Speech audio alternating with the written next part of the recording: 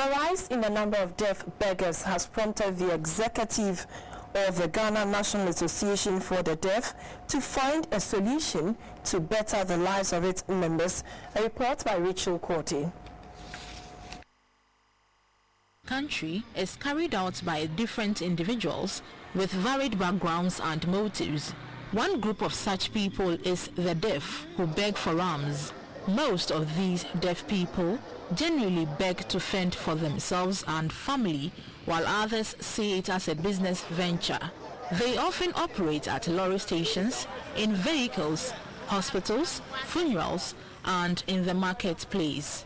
Their mode of operation is to go to such functions with specially designed envelopes, cards with inscriptions, and special written note to solicit for alms. The executive of the Ghana National Association for the Deaf said most of these acts are controlled by other people. Some groups think that when these young ladies and gentlemen go around begging for money, when they make the money, they come back and present it to the association, but that is false. The money, when collected, is never brought to the association. The individuals either enjoy themselves or they share with the members of the group who go around and do that activity together. They have masters, so they send them out. And whatever they get for the day, they are being paid part of the money. But what they usually do is that instead of investing their money into something economical, they end up spending their monies in hotels. To go to Osu, most of the time, Osu sprinters, they are there enjoying. And what happens is that most of them become like sesmates to those people who ask them to go and beg. And sometimes they send people around. They can go as far as Bonohafo, North, and go and bring these young men, promising them work, promising them money, and then they bring them, and then they end up on the streets. There was an incident where one girl from Ahoy School for the Deaf, she escaped. We found her at the Tama station begging. We sent her. The headmistress was shocked.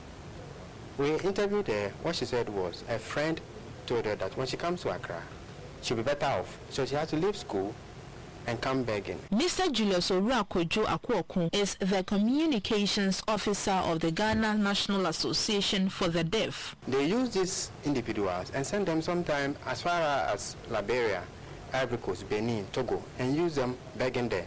As we have foreigners begging in Ghana, we also have Ghanaians begging outside. There was a case last 2 years. A lady was sent to Nigeria. She came pregnant. The parents had come to our association almost a year, reporting that they don't know where the daughter is. After various findings, the girl came back and she was pregnant, and we didn't even know who had impregnated her. We asked her, she said she was promised that when she goes to Nigeria, she'll make money.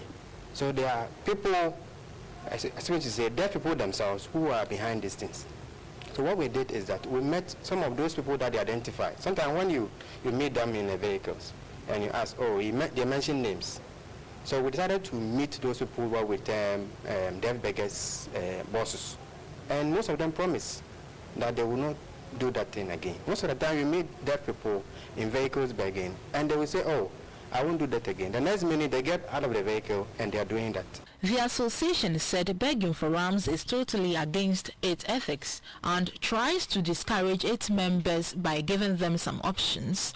Some of them are members of our association, but quite unfortunate, there are others that we spotted who are not even Ghanaians, they are foreigners. When the deaf go out and beg for money, it comes against us because it destroys our name as people of the association. Because of that, a lot of people don't respect the deaf. They think all they can do is to go around and beg for money. Sometimes it's very disheartening that when you go to places, public places like the hospital,